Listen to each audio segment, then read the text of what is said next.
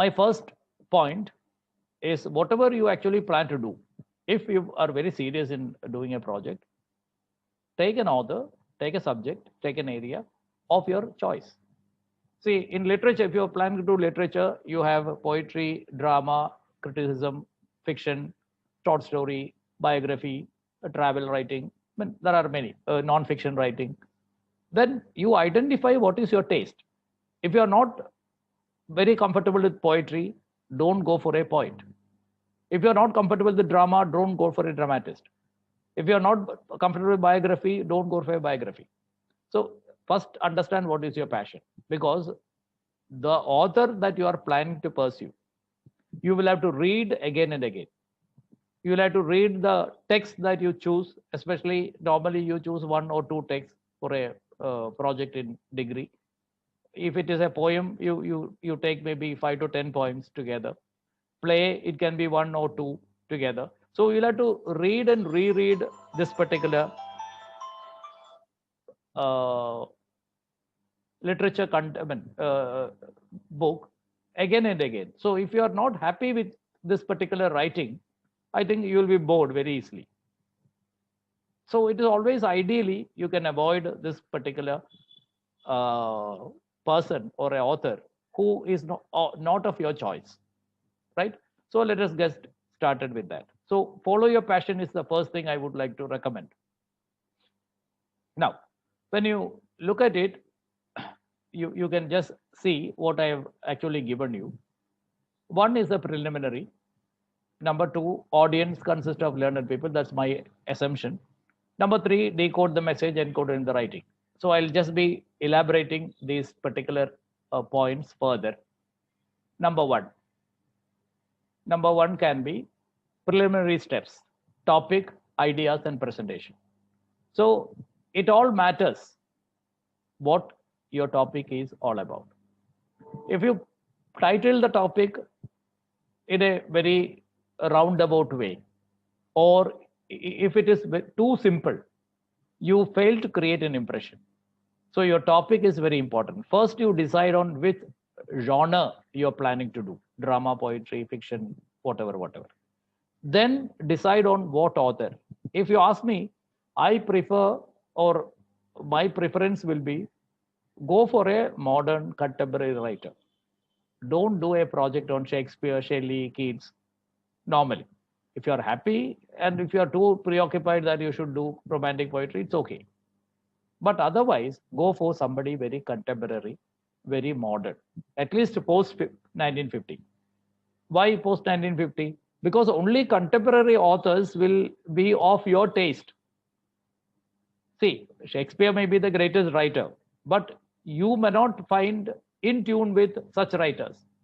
So you can definitely go for new writers. There are a number of new writers available in all realms of literature, drama, poetry. You can even go to foreign authors, authors from Latin America, US, British writers, Australian, African literature is now, I mean, come up like anything. Or Indian literature, from literature of other languages. But only thing is that you should have a English translation available. You can do a project on Vaikom Muhammad Bashir, nothing wrong in that. But you should have an English translation ready for this particular writer. Similarly, you can do an Assamese writer, Bengali writer, Oriya writer, anybody for whom the translation in English is available, because otherwise it will be very difficult for the examiner to look at whether you have done it right or wrong, or is there any accuracy that you have, level of accuracy cannot be judged. So preferably take an author who is contemporary, who has an English translation available, and you can do on any writer that is available. And one more point I would like to say at this point is that you are not supposed to take any author, any text from the prescribed syllabus. But of course, you can go for another work of the same writer, nothing wrong. But if Arundhati Roy's God of Small Things is a prescribed text for your degree, you should not do project on that. But you can definitely go for Ministry of Utmost Happiness or any other writing by Arundhati Roy. There is nothing wrong in that. So presenting your ideas, topic, and presentation is the first part. Now you Fix up an appointment with your teacher designate or whoever is going to help you, whoever is going to guide you. Now, in consultation with him or her, you can plan your topic. Topic must be very impressive, just like the heading of a newspaper. I'll be coming to that in my next slide. Number 2, always remember that you are writing this particular project. Always remember that you are writing this particular project for an audience that consists of learned people. Your project will be evaluated by a teacher of experience. So remember that just like writing an examination, you are writing for somebody who is better skilled than you. So to impress him or her, you need to write better. If you are asked to teach in the 4th standard or 5th standard, it may be very comfortable for you. But if you are asked to take a presentation to PG students, you need to struggle a bit because they are on a higher pedestal than you. So your audience or the person who reads your project will be a better skilled person. So always remember that.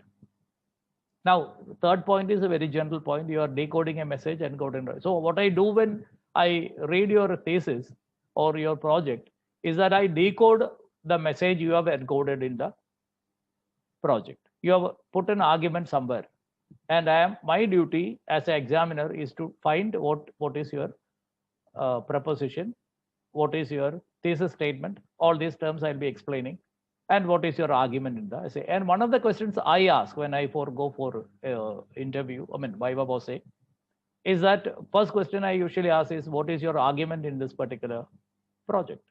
So you should be able to tell me exactly what is your argument in a sentence or two. So you should be able to clearly design what your argument is, which is called thesis statement in official